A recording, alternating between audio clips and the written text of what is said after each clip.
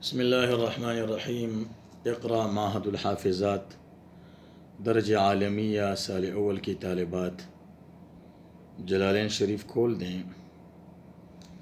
آیت نمبر 27 ہم نے پڑھا تھا۔ آج سورۃ بقرہ آیت نمبر 28 ہم پڑھ رہے ہیں۔ کیف تکفرون باللہ وکنتم امواتا فاحیاکم۔ اللہ فرماتے ہیں کیف تکفرون، کیسے تم کفار انکار کرتے ہو باللہ اللہ کا، وکنتم امواتا اس حال میں کہ تم مردہ تھے، فاحیاکم اللہ نے تمہیں زندہ کیا، ثم یمیتکم پھر تمہیں مارے گا، ثم یحییکم پھر زندہ کرے گا، ثم الیہ ترجعون پھر آپ جو ہے لوٹائے جاؤ گے اللہ کی طرف۔ والذی خلق لکم ما فی الارض، اللہ عزیز نے پیدا کیا تمہارے فائدے کے لیے زمین میں جمیعاً سب کچھ۔ ثم استوى الی السماء پھر اللہ نے ارادی کی آسمان کی طرف، ارادہ فرمایا آسمان کی طرف، فسواہن اور آسمانوں کو برابر کیا، سبع سماوات 7 آسمان، وہ بکل شیء علیم اور اللہ ہر چیز پر جو ہے عالم ہے، خبردار ہے۔ دیکھ یہاں پر اس سے پہلے آیات میں اللہ کے وجود اور توحید و رسالت کے دلائل واضحہ اور منکر مخالفین کے خیالات باطلہ کا رد ذکر تھا۔ ان دو آیاتوں میں جو ہم نے پڑھ، اللہ تعالیٰ اپنے احسانات انعامات کا ذکر کر کے اس بات پر اظہار تعجب کیا کہ اتنے احسانات کے ہوتے ہوئے تم کیسے اللہ کا انکار اور کفر کی جرات کرتے ہو، اور ساتھ ساتھ اس پر بھی خبردار کیا کہ اگر دلائل میں غور کرنے کی زحمت گوارا نہیں کرتے تو کم از کم اپنے احسان کرنے والے کے احسان ماننا اور اس کی تعظیم اطاعت کرنا تو ہر شریف انسان کا فطری اور طبعی تقاضا ہے۔ یاد ہے کہ ایک بے عقل جانور بھی اپنے محسن کا احسان مند اور مشکور ہوتا ہے، مگر انسان عقل و فہم کا مدعی ہونے کے باوجود اپنے محسن حقیقی جو اللہ ہے اس کے احسان فراموشی کی جرات کیسے کرتا ہے؟ اللہ اس آیات کریمہ میں کیف تکفرون میں انسان کے پیدائش کے حالات بتا رہے ہیں کہ انسان دیکھو، انسان پر 2 بار موت آئی ہے اور 2 بار زندگی، انسان کو 2 بار موت آتی ہے اور 2 بار زندگی۔ ایک موت وہ انسان کے لیے جو پہلے دنیا میں نہیں تھا، اس وہ بھی مردہ تھا، پھر اللہ نے دنیا میں زندہ فرمایا، تو یہ ایک بار موت ہوئی، ایک بار زندگی، اور پھر دوبارہ اللہ اس کو فوت کرے گا، دنیا سے اس کا روح قبض کر کے رخصت کرے گا، یہ دوبارہ موت ہے، اور قیامت میں دوبارہ زندگی اس کو دے گا، یہ دوبارہ زندگی ہے۔ تو 2 بار موت، 2 بار زندگی، اور اللہ نے اس میں انسان کے پیدائش کی جو حالات مختلف آیات میں اس کے بارے میں تفصیل آیا ہے کہ اللہ تعالیٰ فرماتے ہیں انسان کے بارے میں، وَلَقَدْ خَلَقَ الْإِنسَانَ مِن نُطْفَةٍ ہم نے انسان کو نطفہ سے بنایا، ایک پانی کے قطرہ منی سے بنایا، ثُمَّ خَلَقْنَا الْعَلَقَةَ فرماتے ہیں پھر ہم نے اس کو علقہ کر دیا، یعنی خون کا جمی ہوئے خون بنایا، پھر اسے گوشت کا لوتڑا بنایا، پھر اس سے ہم نے اس کی شکل صورت بنایا۔ تو انسان پر جو ہیں 4 مہینے 3 چلے گزر جاتے ہیں، 4 مہینوں میں اللہ انسان کی تخلیق کرتا ہے مختلف حالات سے گزر کر، اور اس میں پھر روح ڈالتا ہے۔ تو ماں کے پیٹ میں 4 مہینے جب بچہ ہو تو اس میں روح ڈالی جاتی ہے، اور دنیا میں انسان پھر زندہ ہو کر اس میں روح ہوتی ہے، یہ زندہ رہتا ہے جب تک اللہ نے اس کی زندگی مقدر فرمائی ہے۔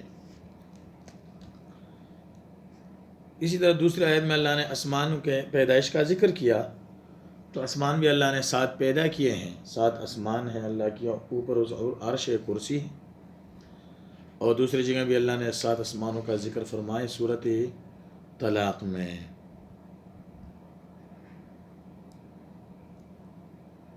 اللہ الذی خلق السبع سماوات والارض مثلہن، اللہ نے 7 آسمانوں کو پیدا کیا اور زمین بھی 7 ہیں۔ دیکھیں یہاں پر کبھی مصنف رحمہ اللہ نے جو مقدرات نکالے ہیں اس کے بارے میں آپ کو تھوڑا تفصیل بتا رہے۔ کیف تکفرون، آگے فرماتے ہیں یا اہل مکہ، یعنی اہل مکہ مخاطب ہے اصل میں، ورنہ تمام لوگوں کو خطاب ہے۔ تم کیسے انکار کرتے ہو باللہ اللہ کو، کنتم امواتا نطفا فی الاسلاب، تم مردہ تھے، یہ نطفہ تھے اسلاب میں، اپنے والدین کے پیٹھ میں، والد کے پیٹھ میں۔ نطفۃ کی جمع اسلاب صلب، پیٹھ کو کہتے ہیں۔ فاحیاکم، اللہ نے تمہیں زندگی دی، فی الارحام، کہ ماں کے رحم میں تمہیں زندگی ہے 4 مہینے کا ہو کر، والدنیا، اور دنیا میں بھی، بنفخ الروح، روح پونکنے کے ساتھ، فیکم، تمہارے اندر۔ کیفہ بتا رہے وہ صفہ للتعجب، یہاں پر کیفہ یہ صفہ تعجب کے لیے ہے، من کفر، ان کے کفر کی وجہ سے، کہ دیکھو یہ تم اپنے حالات میں غور فکر نہیں کرتے ہو، تو تمہارے اس انکار پر جو ہے اللہ تعجب کرتا ہے کہ کیسے تم جو ہے ناشکر انسان ہو۔ ما قیام البرہان، ساتھ اس میں دلیل بھی ذکر کرے، قائم والتوبیخ، اور اللہ تعالیٰ اس کے ساتھ جو ہے توبیخ کا بھی ذکر کرتے ہیں۔ توبیخ کا معنی یہ ہے کہ اللہ تعالیٰ زجر اور ان کو دھمکی دیتا ہے کہ اس کے ساتھ تم اس طرح کرتے۔ دیکھو کیف حرف استفہام ہے، حالہ سے سوال کرنے کے لیے استعمال ہوتا ہے، مگر قرآن میں زیادہ تر انکار اور جرت پر اظہار تعجب کے لیے استعمال ہوتا ہے۔ وَكُنْتُمْ أَمْوَاتًا، یہ وہ حالیہ ہے، اور کنتم امواتن تکفرون میں وہ کی ضمیر سے حال ہے، کنتم امواتن جملہ، کنتم فعل ناقص، تم اس کا اسم ہے، امواتن خبر ہے، کنتم اپنے اسم و خبر سے مل کر یہ جملہ جو حال بنے گا، تکفرون وہ ضمیر سے۔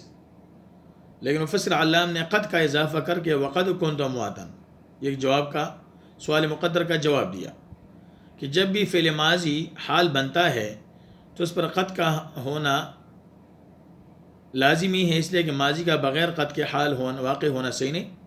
تو مصنف نے جواب دیا کہ قد کا لفظوں میں ہونا ضروری نہیں، بلکہ کبھی قد مقدر ہوتا ہے تب بھی ماضی حال واقع ہو سکتی ہے، یہاں قد مقدر ہے۔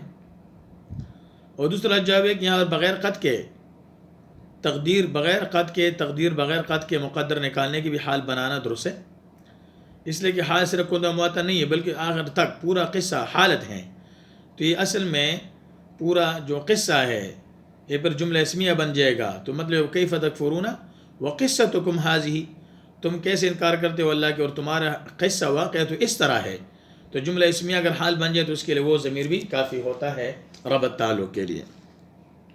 آپ کو بتایا نطف فی الاسباب، نطف کا بتایا نطفۃ کی جمع ہے، اور اسلاب سے اسلاب الرجال، منی مراد ہے نطفہ۔ فاحیاکم یہ محذوف پر مرتب ہے، تقدیر عبارت اس طرح ہے، اگر کنتم علقۃ فمضغہ فاحیاکم، اور تم پہلے جو ہے کیا تھے، علقہ خون کا ٹکڑا، خون، پھر آپ کو لوتلا بنایا، پھر آپ نے اللہ نے آپ کو زندہ کیا۔ اور اس تقدیر کی ضرورت اس لیے ضروری ہے کہ نطفہ کے بعد فوراً انسان میں حیات، روح نہیں ڈالی جاتی، بلکہ میں نے بتایا کہ وہ جو ہے رحم میں، مادر میں، ماں کے رحم میں 120 دن 4 مہینے تک مختلف مراحل سے گزرتے ہوئے اس کے بعد اس میں روح ڈالی جاتی ہے۔ فی الارحام وفی الدنیا بنفخ الروح، ظرفیہ کے تعلق سے ارحام سے نہیں ہے فی الحال، بلکہ وفی الدنیا، دنیا میں بھی تمہارے اندر جو زندگی روح کے پونکنے کے ساتھ ہیں۔ آگے فرماتے ہیں، دیکھیں، ثم یمیتکم، پھر اللہ تمہیں موت دے گا، یہ لفظ جو ہے مجھے نظر نہیں آ رہا صحیح، عند انتہائی آجالکم، تمہاری جو آجال ہے، اجل ہے، اس کے پورا ہونے کے وقت، مقرر وقت، پھر اللہ تمہیں موت دے گا۔ ثم یحییکم، پھر تمہیں زندہ کرے گا، بالبعث، دوبارہ زندگی اٹھانے کے ساتھ۔ ثم الیہ ترجعون، پھر الہی اسی کی طرف تمہیں لوٹایا جائے گا، تردون بعد البعث، تمہیں واپس کیا جائے گا بعض، دوبارہ اٹھانے کے بعد۔ فیجازیکم باعمالکم، اللہ تمہیں بدلہ گا تمہارے عمل کا، وقال تعالی دلیل علی البعث، اور اللہ نے فرمایا دلیل ذکر کیا دوبارہ زندگی پر، لمن کرو جب انہوں نے انکار کیا کیسے ہمیں دوبارہ زندہ کرے گا، یعنی دوبارہ ہمارے زندگی بہت مشکل ہے. تو اللہ نے فرمایا مشکل نہیں ہے. هو الذی، اس لیے کہ اللہ وہ ذات ہے، خلق لکم ما فی الجمیع، اللہ نے سب کچھ پیدا کیا تمہارے فائدے کے لیے زمین میں. جب اللہ زمین آسمان سب کچھ پیدا کر سکتا ہے، تمہارا دوبارہ پیدا کرنا کوئی مشکل کام نہیں ہے. یعنی خلق پیدا لکم تمہارے ما فی، جو کچھ زمین میں، الارض زمین کو بھی تمہارے فائدے کے لیے، وما فیہا، جیسے پہلے آیت الذی جعل لکم الارض فراشا، کہ اللہ نے بنائے ہے زمین تمہارے لیے فرش، تمہارے فائدے کی، وما فیہا جو زمین میں کچھ ہے، جمیعا لتنتفعوا بھی، تاکہ تم فائدہ اٹھاؤ سے، وتعتبروا سے عبرت حاصل کرو.